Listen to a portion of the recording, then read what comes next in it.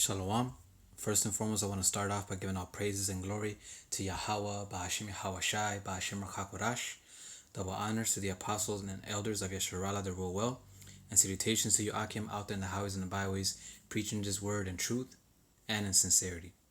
And today, I'm gonna touch on a lesson. It was in my spirit earlier on, and basically, what I was thinking about was about when we go out and preach, or just preach this word in general, how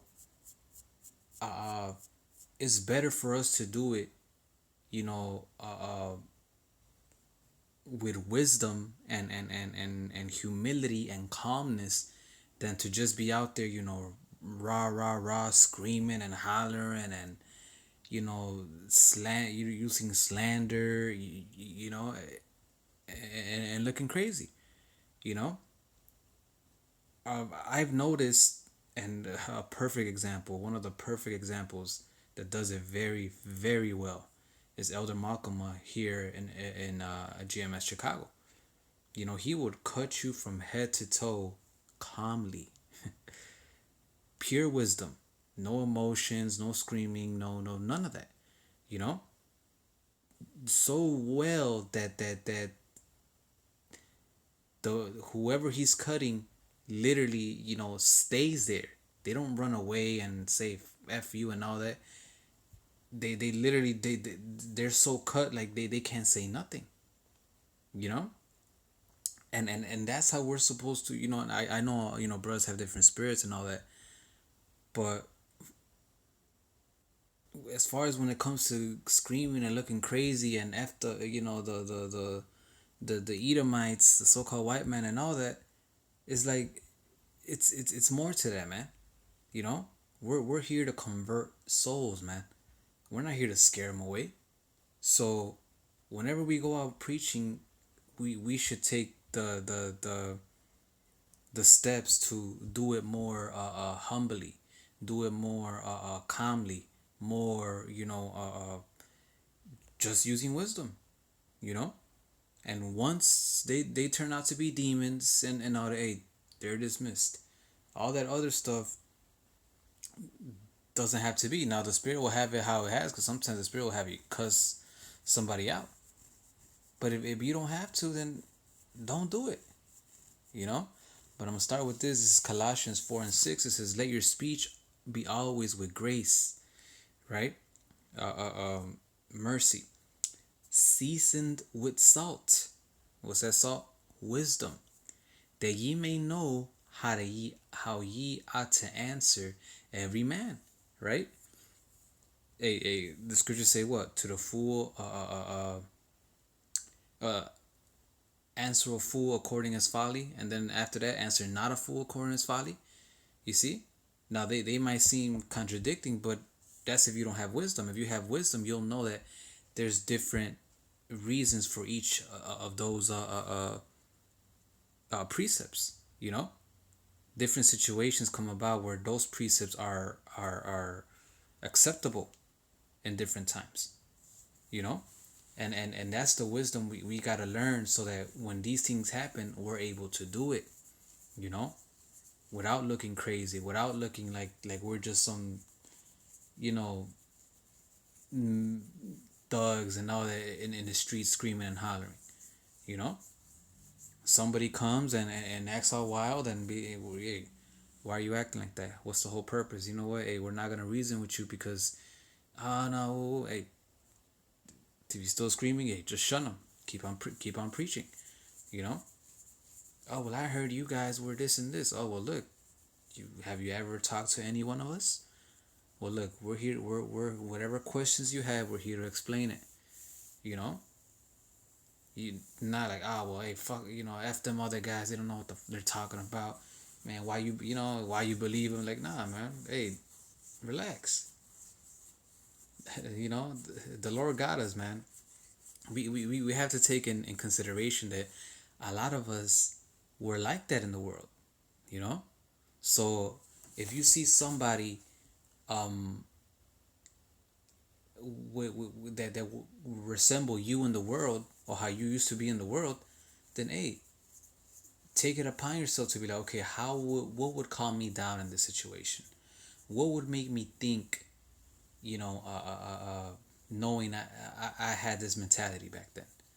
What would make me want to get more into this, you know? And then use that wisdom to what? To lure them in, you know, to break down the scriptures, you know, to let them know what we're about, you know. That's what it means, seasoned with salt, man. You know, like the Elder Malcolm said, you catch more uh, uh, uh, flies with honey than you do with shit. You know.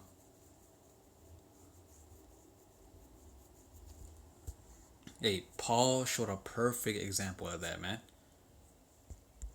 This is First Corinthians 9:19. It says, "For though I am free from all men, yet have I made myself servants unto all, that I may gain the more."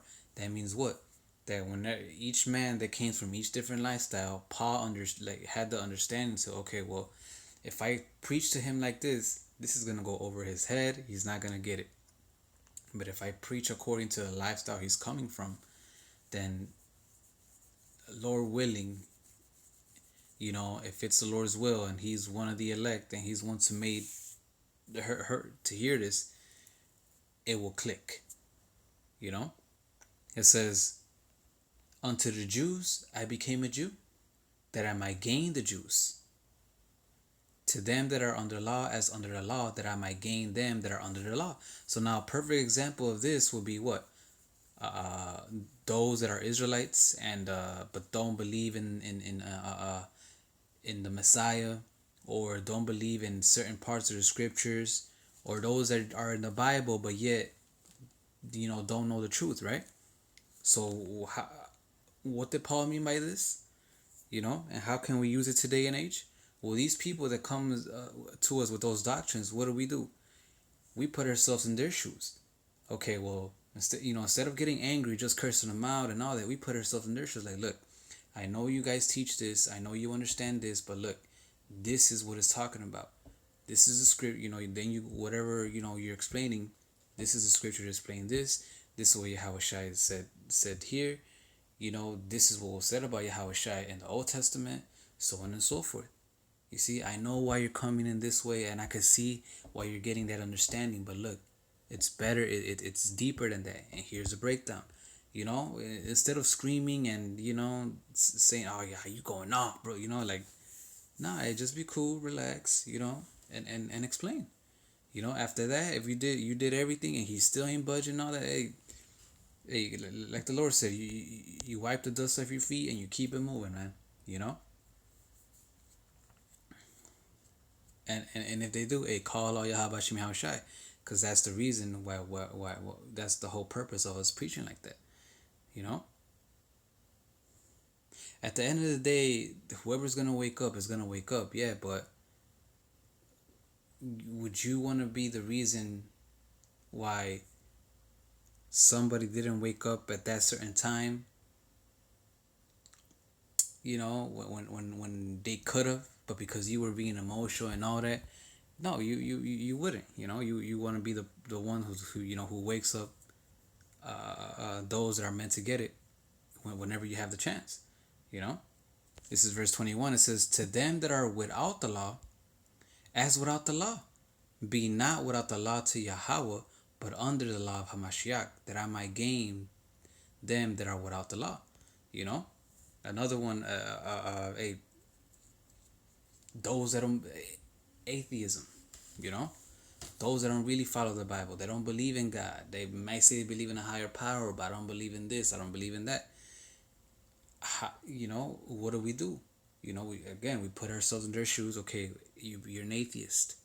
You know, do you really think that this world, you know, was created by nothing, by a big bang, but yet everything is so in order and everything, you know, when you really look at nature, it works together and woo woo, and then you know you bring out scriptures and all that, Genesis 1, so on and so forth, you know, and then they'll be like, okay, they'll start thinking, you know, Instead of cursing him out and screaming and saying you going off, oh you don't believe in God, well, you gonna die.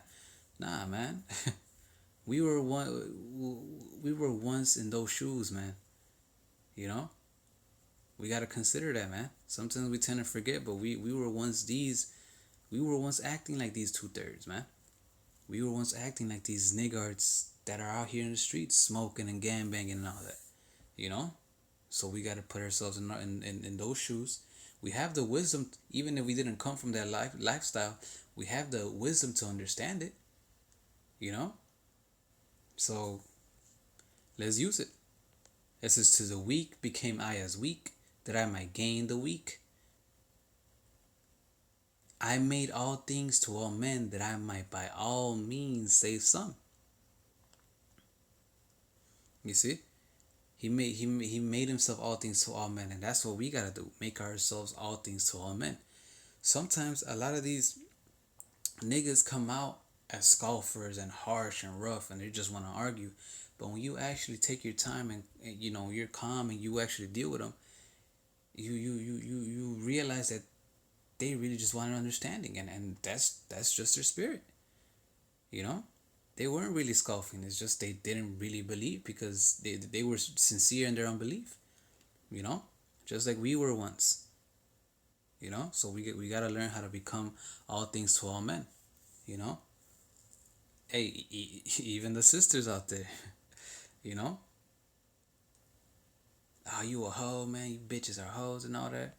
Which you know, there's truth to that. But hey, you know, try to do it more calmly and all that. Well, look, according to the scriptures, if a woman speaks, you know, instead of just saying you're a hoe, you know, just say, look, according to the scriptures, if you have more than one man, you would be considered a whore, and you have to be put to death. And that's what we're telling our woman, you know, this and that. You know, try to get them to understand instead of just lashing out, and you'll catch more attention like that. You'll bring in more, wheel in more people than you do when just lashing out, man. You know. 23 it says, and this I do for the gospel's sake, that I might be partaker thereof with you. You see, all of this is what, for the gospel's sake. You know, hey, Yahweh Shai said it, repent, for the kingdom of heaven is at hand. We're doing the same thing. We're not come here to condemn, we're coming here to save. These people condemn themselves once they reject the prophets, man. You see, you know, sometimes we get caught up in that. Sometimes, you know, we hate wickedness just as much as our Lord. But if the Lord had, him being the Lord, was patient enough to deal like that with our people, you know, how much more us, you know? We gotta have mercy, because hey, even us, we're not saved yet. We know when we're saved once we're in the chariots. Right now we're not. So let's keep that humility when it comes to, you know, preaching this word. You know, and look at it as like I kind of, in a way of feeling bad, like damn, which we're really supposed to, you know. But instead of lashing out and all that, like damn, our people are destroyed, you know. And try to wake them up, even if they get angry, you know. Have that understanding. They don't understand, you know. Ooh, you know.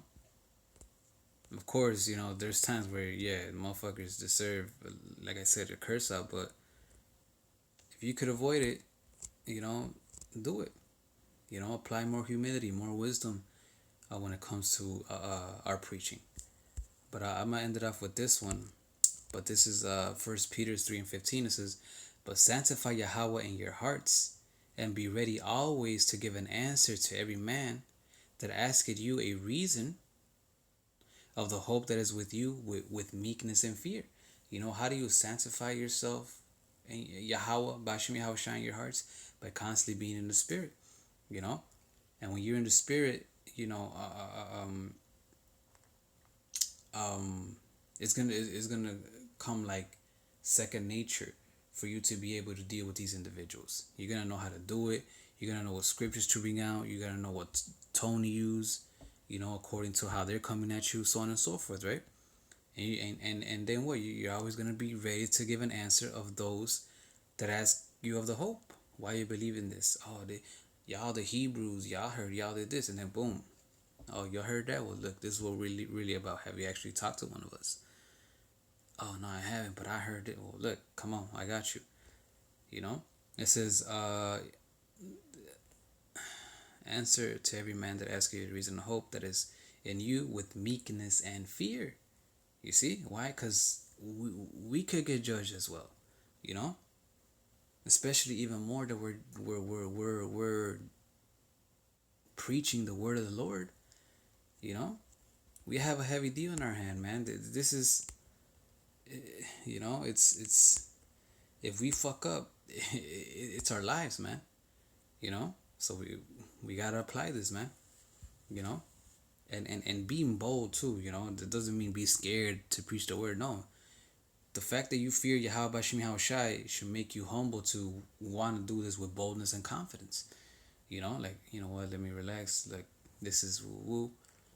You know, and it'll make you be less scared to preach it because you know that if you don't preach it, that's your ass. You know, verse 16 it says, having a good um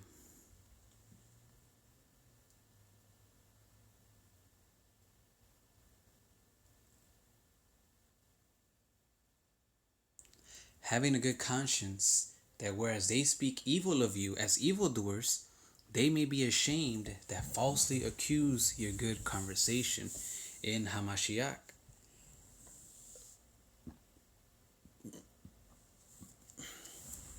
Salakia. But you see, all that, you know, it benefits, you know, because now when these other, you know, individuals accuse us of being, you know, these wild guys, and you know, and especially when he succumbs with his demonization, you know, when we preach like this and we teach like this and we act like this, guess what? Those that speak evil of us and heard others speak evil of us, that come to us with that mindset already, that's how we're gonna act, and they see that we don't, they're gonna be ashamed. They're gonna be like, oh damn, so these other niggas are the ones tripping. These other guys are the ones that are falsely accusing. These guys are humble.